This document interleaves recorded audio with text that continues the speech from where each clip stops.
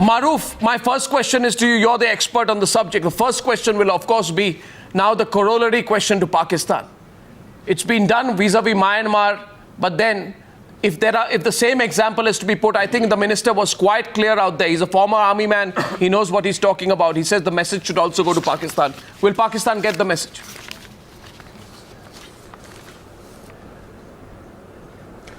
Well, no, Pakistan wouldn't have not just got the message, but my suspicion is, and mark my words, in the next day or two, you'll find a lot of threatening statements coming from Pakistan because they are guilty of having sponsored cross-border terror for about 25 years in J&K and other parts of India. But quite clearly, the situation, what was enacted in Myanmar, is a bit different from what is in Pakistan. Firstly, here we had the approval and cooperation of the government in Myanmar, which is not necessarily going to be the case in Pakistan because it's always been a state of denial. The second thing is Pakistan's terror groups that operate are proxies of their army. In the case of Myanmar, they are actually enemies of the state in Myanmar, but they operate out of the Kachin areas, which are largely loosely governed and therefore gives them a lot of freedom of movement to hit Indian targets and get back. Having said that, what India has exhibited, that it has the capability in its forces, and especially the special forces units that operate both in the northeast, and I've spoken to special forces people who operate in J&K, and they are just waiting for the green signal. If the political party and the leadership has the courage to give them the green signal, and believe me, they can go across from time to time and give a resounding knock to some of those terror camps that operate across the LOC. The pointed issue is, as Colonel Rathore brought out, that this has to be done as a point of our choosing and the element of surprise has to be retained. Equally important is that we have to give our troops, the special forces that operate, a reasonable chance of survival to come back, because the turnaround period for such operations is very limited. Therefore, they have to slink in undetected, hit the target and get back undetected. If you can ensure that, and most special forces operations are built on that premise, if you can ensure that, you have a success story waiting for yourself even across Pakistan. Though there will be many naysayers in India and many peaceniks who will try and say that Pakistan will then start doing the nuclear drum beating. But the peaceniks are a minority now. It's about time Pakistan's bluff needs to be called. Atul Kumar Anjan of the left and Jaiveer Shergill, would you both like, starting with you, Atul Kumar Anjan, would you like to congratulate the Narendra Modi government for the tough action that it has taken with an immediate military retaliation of this nature, which no previous government has done? Would you like to congratulate the Narendra Modi government, Atul Kumar Anjan, for the prompt and clinical action that it has taken just 5 days after the dastardly attack on our soldiers? Arnav, if I have to congratulate Narendra Modi government or Narendra Modi, then I should also criticize that such type of situation has been created where our military people are being subject of all sorts of action and reaction. So be a nationalist on this subject. Brutality. I just want to say, in a very limited situation, a situation has come where our military people were killed, and our military people and our strategists, they had specific information. Then across the border, there are people, disgruntled elements, those who did this crime, this heinous crime. They have attacked the Indian military forces and they have killed our jawans. So you should show more grace on the subject. Specifically talk to the Myanmar government, and that is the first time Myanmar government also agreed. At least today, out of respect for our soldiers, don't just politicize it. This is an opportunity, Mr. Atul Kumar Anjan. This is an opportunity for you to not politicize it. All political parties need to come together today. Our soldiers have been avenged. We should be proud of what our army and our government has done. Arnab, it has happened on the Myanmar border. Why you are bringing the Pakistan or Bangladesh or Nepal into it? It is a specific area case. Because the government has said it quite clearly that the message should also go to Pakistan.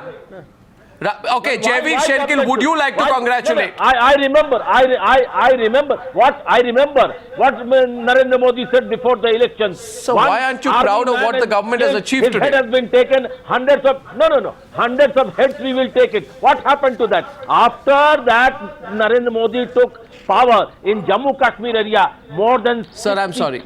our Jawans were killed. What happened? I don't want Sir, to make I think the fact is, sir, that I sense in your tone, I can tell you, Mr. Anjan, border. No, Mr. Anjan, I know. Mr. Anjan. Let me speak. Mr. Anjan, why don't you simply come together as political parties sometimes? People with whom we had a long struggle. There is a ceasefire with one section of NSCN. Despite that, there are certain disgruntled elements. Those who are not with the NSCN formula, they are trying to attack Indian Army. They are waging a war against the state. And this time, they targeted the I really people think today, and Maruf, they got a befitting reply. I really think today, Maruf, that on this subject, at least the political parties could have come together. I really felt they could have.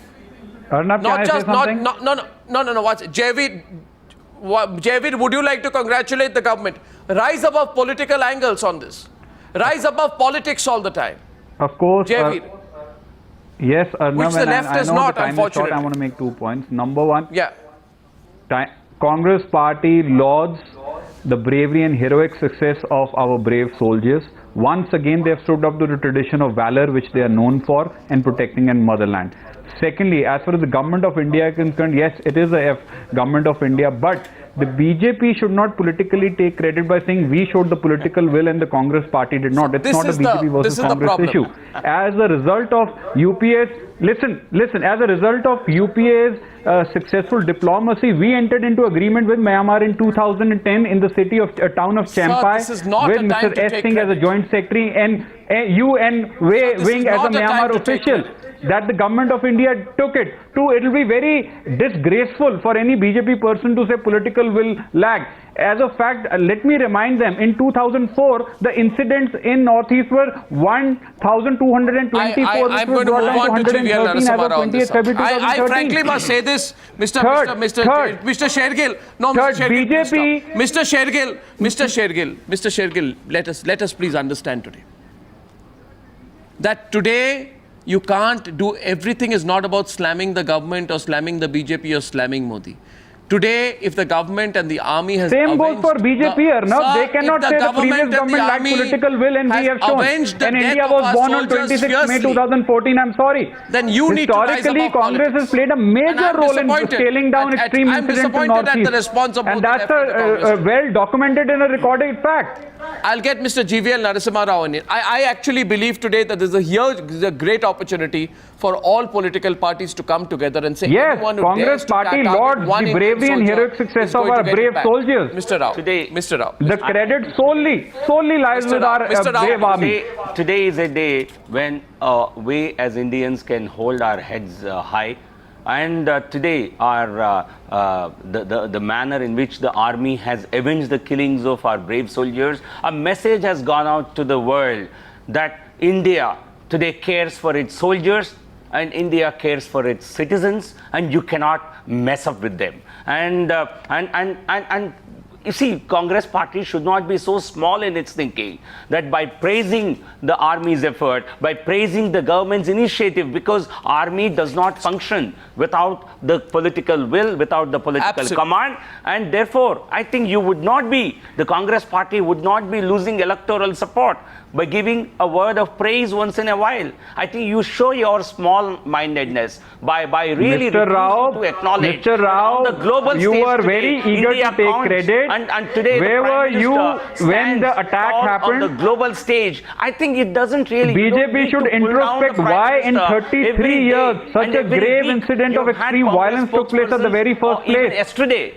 Please show your gumption to first protect your own soldiers. Today the world takes note of India, and when the government speaks, when the Prime Minister speaks, the whole world listens. Mr. Shergill, a fact is that we have often criticized ourselves. We have criticized the Prime Minister, we've criticized the government on various issues.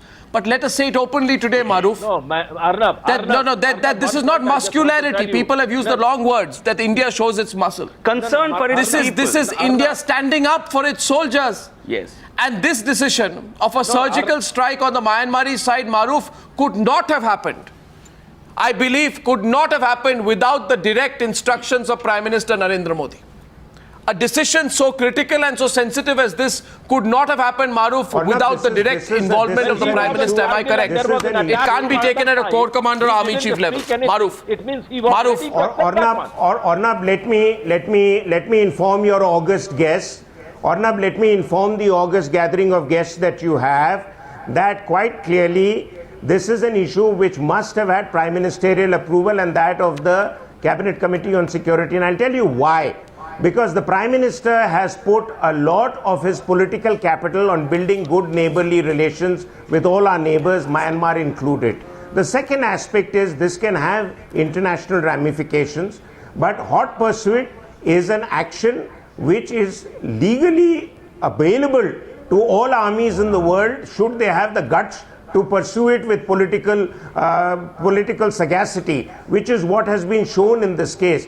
I think what is equally important is, and I must bring this out in front of this August gathering, that the morale of our armed forces was touching the very lowest in recent memory, because they felt that it was not worth dying for the country anymore if nobody was going to stand up for them and their sacrifices.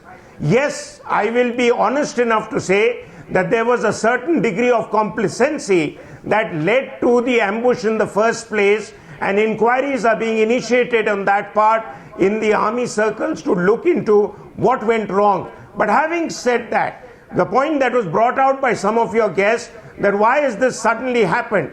This has suddenly happened because the peace talks have been going nowhere, and there is a revival of enthusiasm amongst a collection of groups that have been wanting to secede from India. The NSCN, the KYKL, and various other groups that operate in the northeast. I have Okay, some 1 second. experience I with think having 1 second. operated for myself 30 years ago. I have to go to the breaking news story right now, which is happening in Delhi. But Maruf, once again, I think we congratulate the army, we congratulate the forces, and we congratulate the government for taking this tough decision. And India is no longer a soft state. And that is the message that has gone out loud and clear to the world I think that message needed to go, and the message should go straight to Islamabad and straight to Rawalpindi. Let's Please go to adopt the breaking same story. policy in Jammu and Kashmir and stop I think the message goes straight to Pakistan. Let's speak in one voice as Indians. Yes, I Vis-a-vis think, Pakistan now. I think Congress should not mess up domestic politics with our national Absolutely. security. Let's